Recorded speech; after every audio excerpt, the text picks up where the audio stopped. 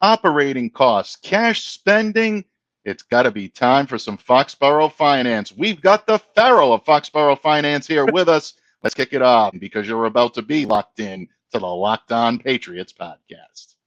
You are Locked On Patriots, your daily New England Patriots podcast.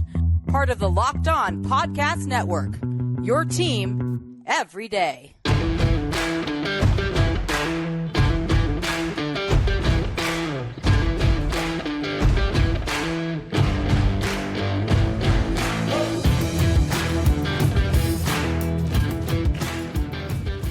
Hello to all of you Foxborough faithful. Thank you once again for making Locked On Patriots a daily part of your New England Patriots coverage and also your first listen every day. Download, subscribe to, or follow for free on YouTube or wherever you listen to podcasts to make sure that you get the latest episode as soon as it's available. I am your host, Mike Debate, and I cover your New England Patriots for Patriots Country of Sports Illustrated. So reach out to me and let me know what's on your mind on Twitter at MDABATENFL. And while you're out there showing some love to the Twitterverse, please be sure to follow the Locked On Patriots account as well at LO_Patriots. Pats fans, I always open the show with a special shout out to all of you everydayers out there. And if you are a Locked On Patriots everydayer, your team every day, you know that the Pharaoh of Foxborough Finance is sharing the screen with me today, the incomparable PatsCap himself, Miguel Benzan, and he is here to enlighten all of you with a pure masterclass on Foxborough Finance. Miguel, thank you very much for joining me today. Welcome back to the pod, my good friend. Oh, it is always a pleasure and an honor to be on the show, Mike, even though I was wrong about the Patriots signing DeAndre Hopkins. Okay. At the end, remember, folks, at the end of the show, at the end of my last appearance, I said they had to make him an offer that he could not refuse. They did not. Okay. Apparently, there were just too many incentives in that deal. It was not a good deal for the Don in Foxborough. So apparently, they pass on DeAndre Hopkins. But you know what? Let's begin there because I know a lot of Patriots fans heard through yesterday's report that the New England Patriots apparently were willing to go the extra mile to reach the $15 million max that he wanted to reach. However, the Patriots wanted that $15 million to be reached more with incentives. Mm-hmm. Tennessee Titans were willing to let that relax a little bit, a lot of that more guaranteed or upfront money. Mm-hmm. Where essentially did this deal go south? If that was the hang-up, why were the incentives such an issue for this deal getting done? I think that the Patriots, and this is just my opinions, like the wide receiver core, like the tight ends, and like what the guys and the running backs can catch the ball with, all right? But they also thought, hey, they can improve the team if they got DeAndre Hopkins. But they weren't willing. They had to establish the value, and they weren't going to go past that value for him.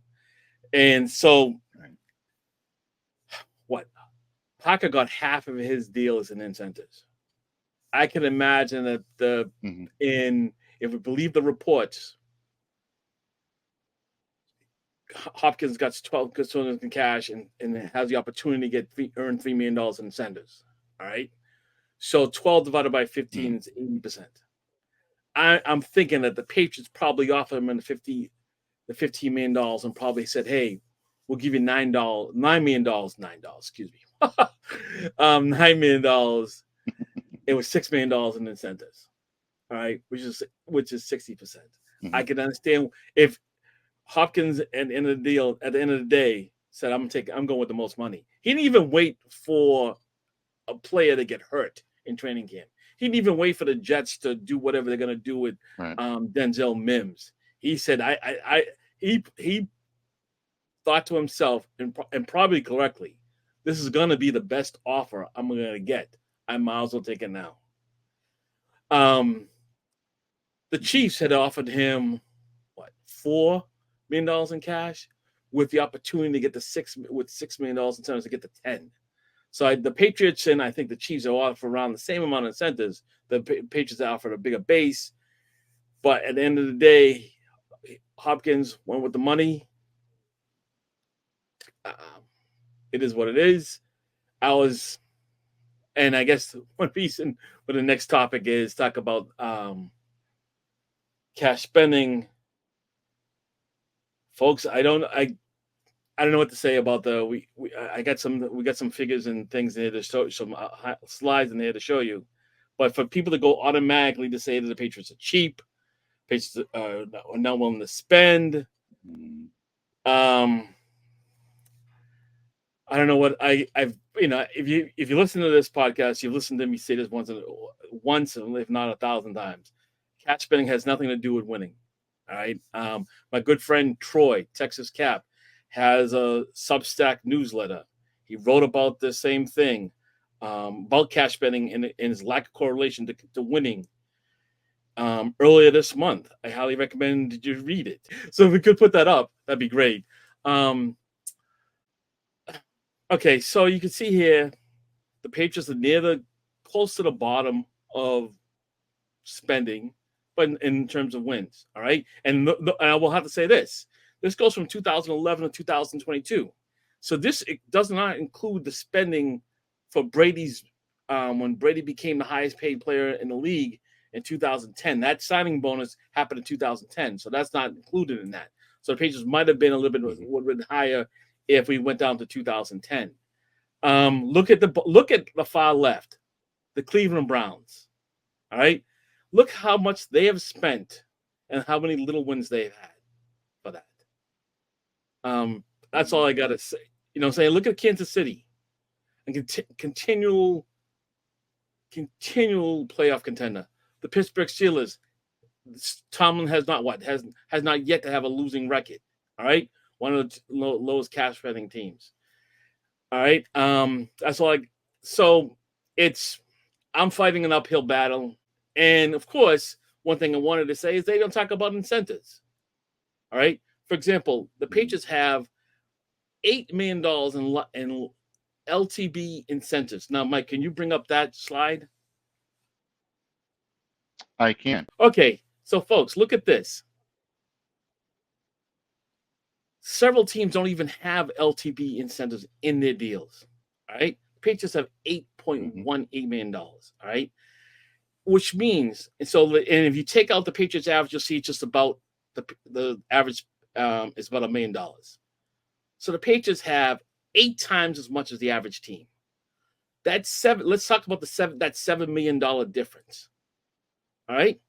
So if we've seen teams this year give players signing bonuses and prorate that money over 5 years.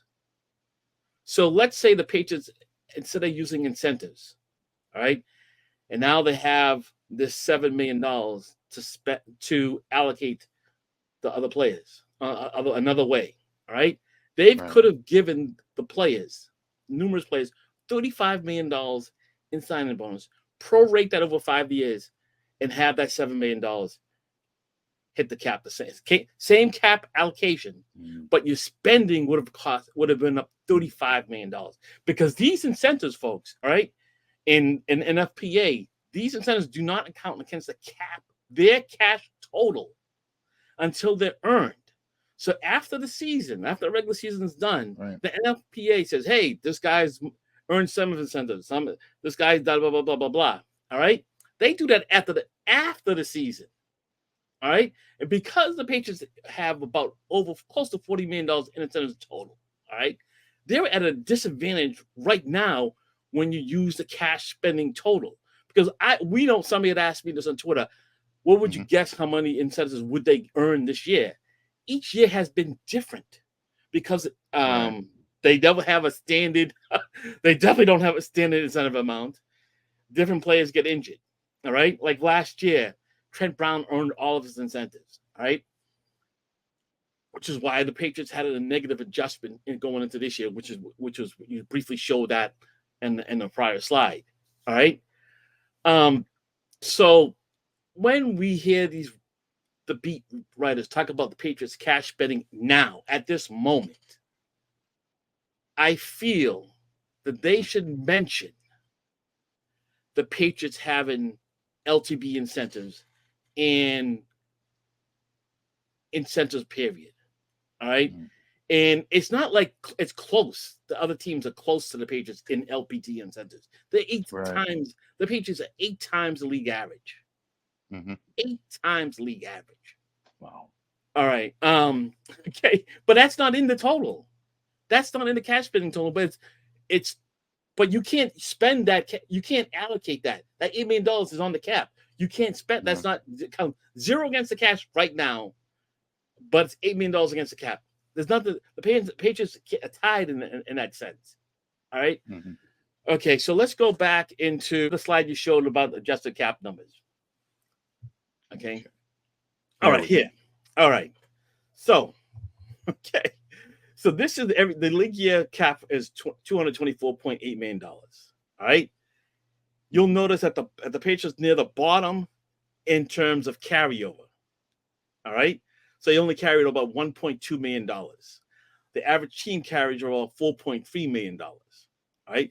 And then because they had so many incentives earned last year, they actually had a negative adjustment of $3.68 million, $3.6 million, excuse me. All right. So you can see that the Patriots' adjusted cap number, right, is actually less than the league cap. All right. So you could see, like, for example, the Kansas City Chiefs, because they won the Super Bowl, all right, and Patrick Mahomes won a couple and had to earn a couple of incentives, they have the lowest adjusted cap number. All right. So they can only allocate $220 million to their players. The Cleveland Browns, who have the highest adjusted cap number, can allocate $251, almost $30 million more, Mike. All right. So that's $30 million in allocation. So you could spend. That's why the Cleveland Browns are able to spend more than the average. All right. I think they lead the league and they're over $300 million because they have the high adjusted cap number is so high. The Patriots are down near the bottom. All right. Because of the folks and what these guys do, like about who seem to be obsessed with the cash spending. All right. Let me just bring up my. I didn't get a chance to email it to you, Mike. So let me just bring it up on my screen. Hold on a minute. Okay, so they don't mention how little the Patriots actually end up in cap space each year. All right.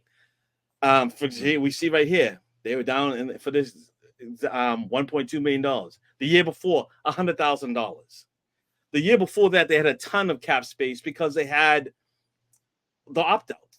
All right. And they don't talk about, when they talk about the cash spending, they always include 2020. They don't mention that the Patriots had 8 opt-outs, which led the league by far. All right. So we had expensive players in August. And I don't know how, Mike, saying that, like, why, I don't know why the people who are obsessed. I don't know why, add some context to 2020, folks. All right, do your job. Add some context. Let's mention the fact that they had 8 opt-outs. They had Dante Hightower. They had Patrick Chung, Marcus Cannon, Matt Lacoste, and our man Murph's favorite guy, Brandon Bolden. All right, I am sure all 5 guys would have made the team. Okay, so that was about $20 million in cash. I know they got replaced, but I'm going to say it's around $20 million that they would have spent on those guys that's not showing up in the 2020 because of the COVID. All right. I know we want to all of us want to move on from the pandemic. All right. But let's just be real and be honest. And let's show some context about what happened in 2020. All right. It wasn't because they chose not to spend the money. Those players chose not to play in August. Who are you signing in August to replace them? They didn't. They couldn't. All right. And then they followed it next year with the most money, set a record for total spending, but somehow that doesn't count. That doesn't count because they spent the money before they drafted Mac Jones. Okay. As people saying, oh, people spend the money to when they get a rookie quarterback. They just happen to spend the money. They knew in 2021 they were drafting a quarterback in round 1. I don't remember seeing a mock draft that didn't have the Patriots picking a quarterback in 2021. I don't know. Do you recall one?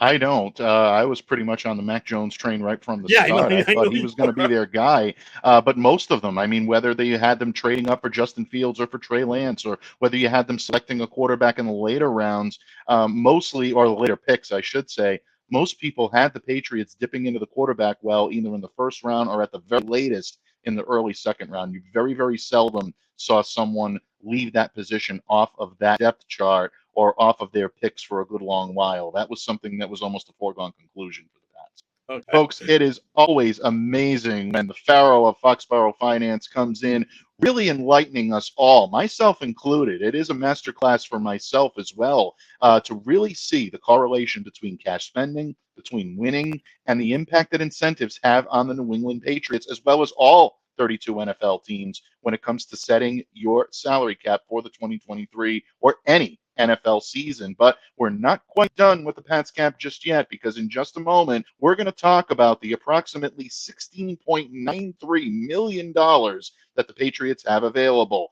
We're going to talk a little operating costs and what the New England Patriots may need to do in order to operate throughout the year. Who could they possibly bring in? And then, of course, in a segment unique to Locked On Patriots, my good friend, the PatsCap himself, will absolutely set the record straight on any erroneous and superfluous cap myths out there. Stay tuned, folks. You will definitely want to stay locked in to this episode when the Locked On Patriots podcast continues. Proud part of the Locked On Podcast Network, your team every day. But first, folks, today's episode is brought to you by our good friends over at FanDuel Sportsbook. Take your first swing at betting MLB on FanDuel and get 10 times your first bet amount in bonus bets, up to $200. That's right, just bet 20 bucks and you'll land $200 in bonus bets, win or lose. That's 200 you can spend betting on everything from the money line to the over-under to who you think is going to hit the first home run. Think Raffy's going to go yard? Put some coin on it and use FanDuel to do it. All on an app that's safe, secure, and super easy to use. Plus, when you win, you can get paid instantly. There's no better place to bet on MLB than FanDuel, America's #1 sports book. So sign up today and visit FanDuel.com/lockedon to get up to $2,000 in bonus bets. That's FanDuel.com/lockedon. FanDuel, official partner of Major League Baseball. Patriots fans, PatsCap himself, the salary cap top gun, the Pharaoh of Foxborough Finance, the Wizard of Benzan. Yeah, we're going to increase Miguel's names every time he comes on the show, because he not only deserves that, but most importantly, he's definitely worthy of all the monikers he gets.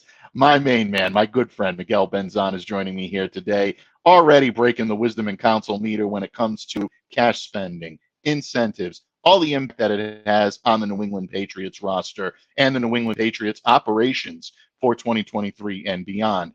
And speaking of operations, Miguel, I wanted to pick your brain a little bit on operating costs, because after DeAndre Hopkins chose to take his talents to Music City, one of the big things that we heard was that the Patriots are trying to stockpile money or save money for operating costs.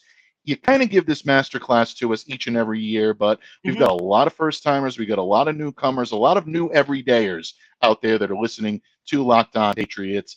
Please enlighten us how the approximate $16.93 million, according to your calculations, might be used in the coming months, days, weeks, however long into 2023 season by the New England Patriots. Okay, so we know they got to still sign Christian Gonzalez and Keon White. So there goes about $2.7 million. Right. Either 2.4 or 2.7. All right. I'm doing off the top of my head. All right. Then we got to, these guys got to, then for the Patriots, they have to replace the injured players. This is a collision sport, not a contact sport. So they already got to replace players. For example, they got to replace Con McMillan on their cap. He's right now on the top 51 list. But after roster cut down, he's gonna go on from the active list, off the top 51 list, and just go onto my medical list. All right. So then you get another player who's gonna replace that salary. Right. All right. So Patriots typically put 10 to 15 players on IR during the season. So I say ballpark, because I don't know when the injuries are going to occur. And I don't know who's going to occur. All right. When they're going to occur and who to. So I usually use a ballpark of $5 to $8 million. And I think every team does that. Probably not the Titans because they've been hammered by injuries the last couple of years. They probably have a higher cushion. All right. Which would be, I'd be surprised because of that. I would not be surprised to learn the Hopkins deal has a void there or two. All right. Okay. Practice squad. Okay. This is an operating expense that occurs at roster cutdown, the day after, a couple of days after the roster cutdown, and throughout the season. All right. So I use one number because I'm including elevations. All right. So for the Patriots, it's $4 to $5 million. Some other teams are going to be less than that because the Patriots typically have an older practice squad than other teams. All right, Mike? They're going to have the salaries of, like I said, the top 51 list. All right. So once roster cutdown starts, I'm going to include everyone's salary. So that salary players 52 and 53. That's $1.5 million. All right. Then throughout the season, there are players who can earn not likely to be earned after roster bonuses. For example, Ty Montgomery. He played in one game last year? So starting on week 2, he starts earning not likely to be earned after roster bonuses. So if you go onto the NFLPA public salary cap page on either Tuesdays or Wednesdays of the week, you will see each team who has active roster bonus and who has players earn not likely to be an active rosters lose cap space because of that. All right. And right now, I use a range. All right, because I don't know who's going to make the team. Actually, and I don't know who's going to be healthy throughout the year. So they're going to use at max $2.2 million, but they could lose probably one. I use a range of $1 to $2.2 million. All right, now that's max. If they cut some players, then that max will go down. All right, they don't have to have this cap space right now to cover it. All right, because you could just wait to see who earns that. See if a player gets injured, you don't need to have that cushion at the end. Because literally at the week 17 game, right? The game 17, that was good. Week 18, excuse me. That's when you have a lot of players earn a not likely to be an active roster bonus at the end of the season. All right. At the beginning of the season, you just might have Ty Montgomery, and as the season goes along, you're gonna have more and more players earn not likely to earn active roster bonuses. And the last season of the last regular season game, you're gonna have whoever could probably do it earn it. All right. You don't have to create the cap space, have the cap space now. You just have to be able to have the ability to create cap space. For example, when the Patriots traded Stephon Gilmore, all right, that during the season, that created a lot of cap space. And like within a month, half of that cap space they created by trading Stephon Gilmore was gone. Half. All right. And I said this a couple times on Twitter already. From the start of training camp to the end of regular season, since the 2020 CBA, which is the latest CBA version, all right, which introduced elevating practice squad players. The Patriots have using $16.25 million cap space from July to the end of January / February. All right. $16.25 million. They're right around that number right now. But let's not forget, folks, at roster cutdown, we want you're gonna probably have players who are not in the top 50 or lower at the bottom end beat out more expensive players. For example, if let's say Sam Roberts beats out Lawrence Guy for a roster spot, and I said this before because I just keep on thinking about Sam. All right. All right. That creates about $2 million in cap space. All right. All right. And then you do that for a couple of players. That multiplies. Right. All right. So if the Patriots can have a good year health-wise, all right, they might be able to end the season with maybe $5 million in cap space. Right? They don't usually end the cap space, except for 2020. All right. They usually end the season with less than $5 million. Geez. Oh man, I wish I had the average like. Okay. Yeah. It's been a while since they actually been over 5. It's been since 2016 they went over 5. Ended the season with more than $5 million in cap space, except for 2020. That's an out of an ordinary year. Yeah, kind of an outlier. It's definitely an outlier because they've never had 19 end the year with $19 million in cap space. There was sixth. They ended them with the sixth highest amount of cap space at the end of the year. The rest of the time since the 2011 CBA, right? They're either in the teens or in the 20s, and one time they were 31st. Right? So 2020 is definitely an outlier for them, and which is why I think the media should admit that. And when it comes to cash spending, okay, it's an outlier, but and they spent so little in it that year, all right. But the Patriots get hammered. The Patriots are getting hammered for that.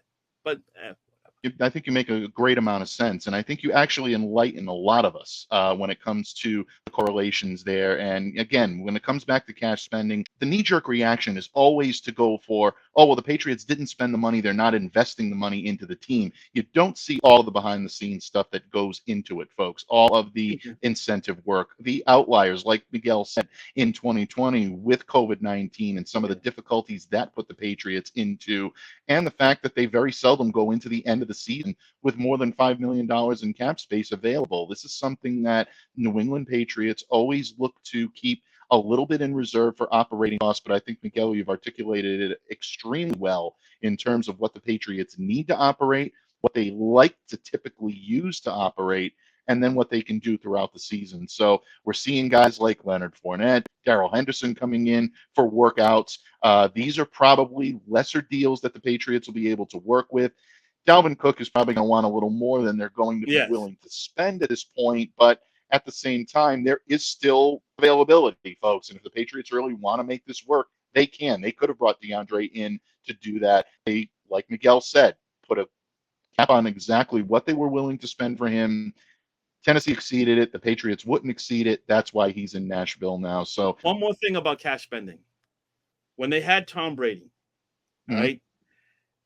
And Greg Bedard wrote this in Sports Illustrated, right?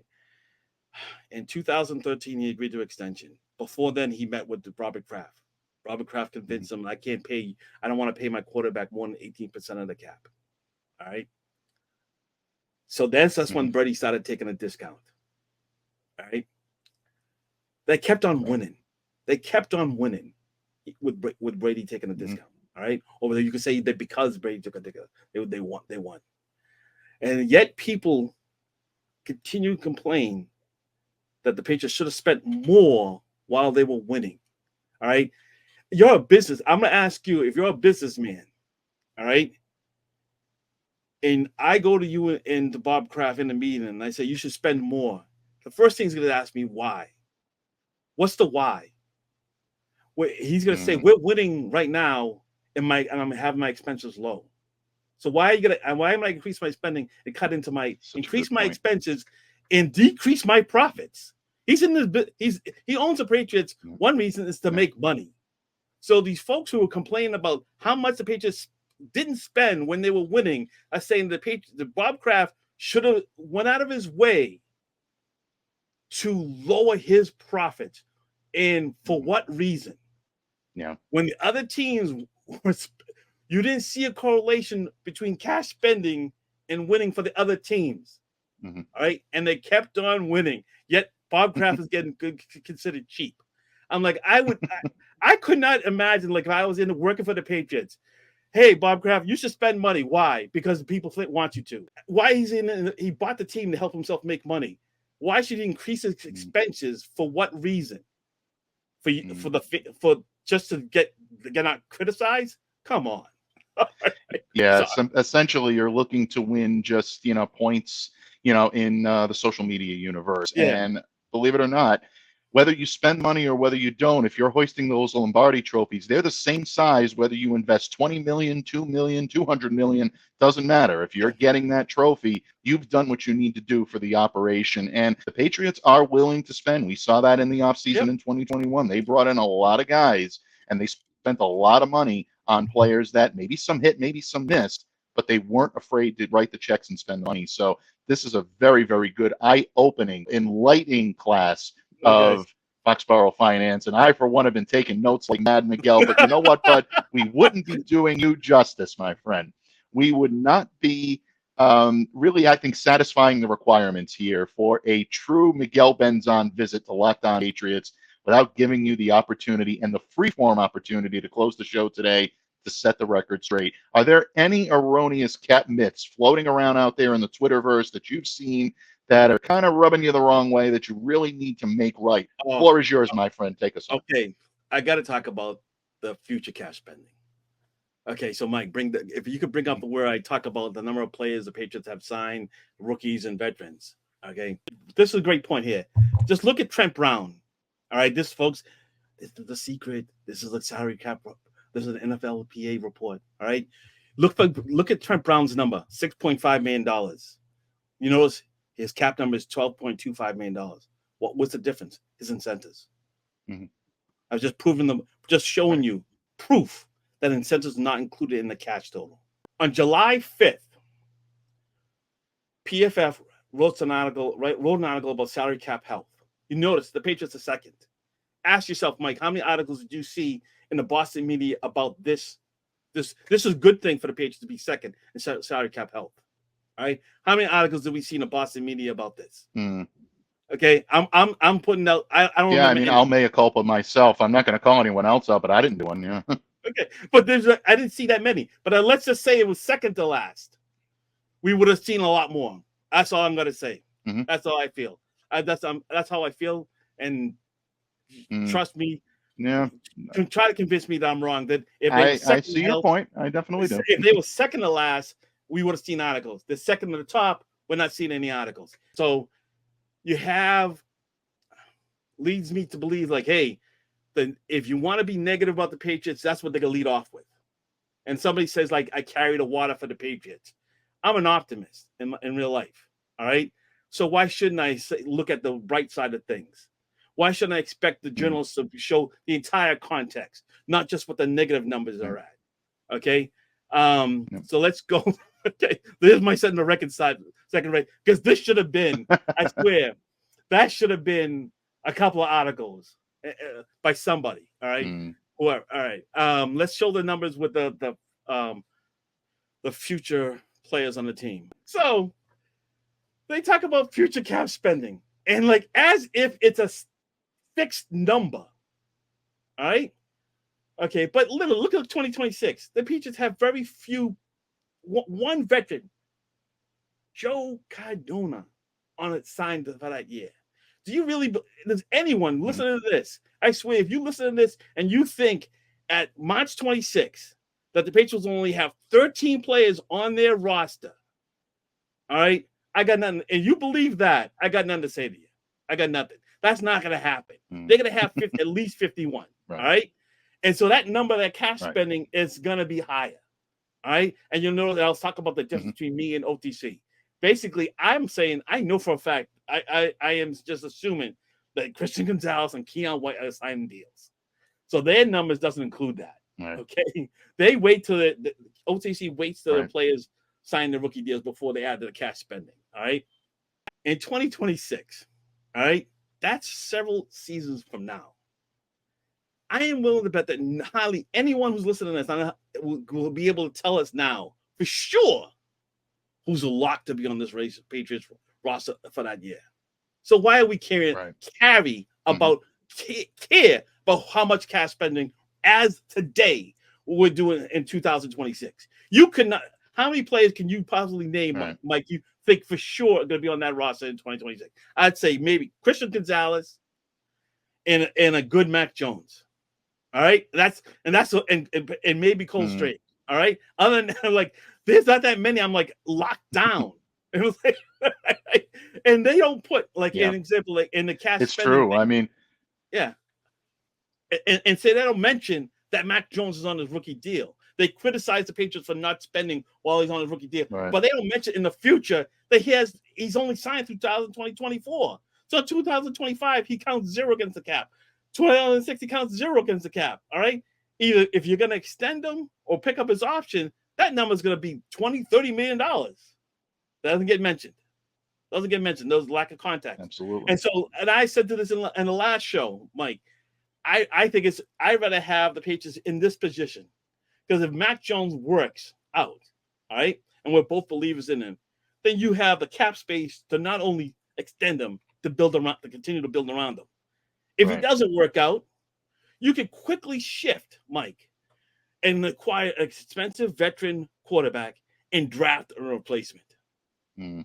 You have that flexibility. I think that's a good thing. Okay, I think it's a good thing. That's why I think that this focus on future cap spending lacks context, and that's saying I'm not a. That's all I guess lacks context, and that's just being polite. Okay, and that's all I got to say about it. What else? Okay. The other one to say setting the record straight, but let's not say that DeAndre Hopkins signed the same deal as Nelson Aguilar. Nelson Aguilar signed a 2-year, $22 million deal with incentives that gets him to 26. Hopkins signs a 2-year, $26 million with incentives and gets a 32. All right, that 26 the Aguilar includes incentives. The 26 for Hopkins does not include incentives. Therefore, they're not the same deal. All right, that's setting the record straight, adding further context. But once again, if you have a chance to paint the Patriots in a negative light, why be 100% true? Exactly. Show all sides. No, but when you tell what do they say when you go in a witness? You tell the truth, nothing but the truth, and the whole truth. The media is failing us, Mike, in this regard when it comes to the Patriots and cash spending. They're failing us big time. Sorry, and that's my rant. No, and that's a good rant, and that's why we need you here to set the record straight and give us all a little masterclass in Foxborough finance. Miguel, I kid you not, I learned an awful lot today from you and things that I didn't know, things that I need to be a little bit more diligent on reporting and maybe even a little bit more accurate in terms of how we portray things here in the media. I only speak for myself. I'm not going to speak for anyone else, but I always appreciate you, and I always am enlightened by what you bring to the table here, and that's why we love having you on Locked On Patriots. And in a segment that is unique to this podcast, Miguel has the ability to set the record straight and let us all know what we need to know and what we should know about the Patriots salary cap. And I know all of you out there are much better fans and much smarter fans as a result of listening to what we had here today. Miguel, I can't thank you enough for taking time out of your busy schedule to join me here on Locked On Patriots. Folks, he is a regular here, and you know he's coming back before the start of the regular season. We're going to talk any potential Patriots moves. We're going to be talking about operating costs into the season, maybe even a little bit before roster cut down, so Miguel can calm everyone down and make us realize that all of the guys that are being cut, that are being signed, the Patriots have a plan, folks, and they have a financial plan behind it. And Miguel's the man to tell us what to do. In the meantime, my friend, please let everyone know where they can reach out to you, interact with you, what you have coming down the pike. I can't thank you enough. Thanks so much. Floor is yours. I'm still on Twitter at PatsCap. I actually do have a Threads account at PatsCap. Haven't posted anything on Threads. I found it unusable. Right. So I'm actually going to not probably post on Threads until they put a desktop app. I personally like using Twitter on my PC rather than my phone. Right. I just find it easier since I use pictures a lot. And it's a lot easier to just grab the pictures and screenshots that way. I'll be there.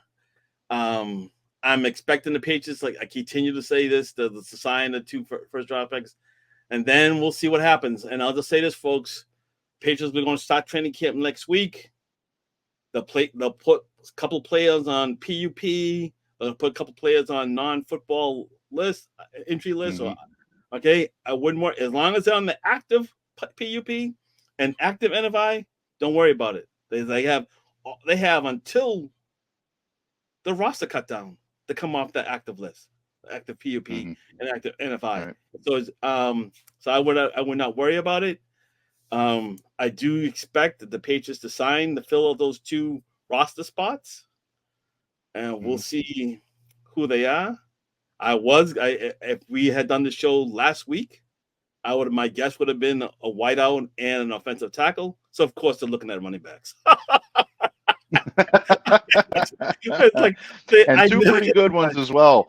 Yeah, exactly. No one can predict the New England Patriots, but there is definitely a need there, especially with James Robinson now not a member of the New England Patriots. You have to think that receiving back is something that the New England Patriots are going to be looking at. But bottom line, my friend, I'm looking forward to seeing you at training camp. Awesome. At some point throughout the entire schedule, we'll definitely have the opportunity to cross paths. It's always one of my favorite things per year. But folks, definitely stay tuned to what the PatsCap has to offer. Anything related to Foxborough Finance, this man is on it almost immediately, and he's never wrong, folks. And that's the one thing that I can always tell you. He is as good a person away from the microphone, away from the Twitterverse, and away from the spreadsheets as he is on them. So it is my honor, my privilege to share the microphone with you. Thanks so much, Miguel, for joining me today. But I want to thank all of you for taking time out of your busy schedule to join me here on Locked On Patriots each and every day. And tomorrow here on the pod, we continue our positional previews. Do not want to miss tomorrow's show, folks. So download, subscribe to, follow wherever you get your podcasts.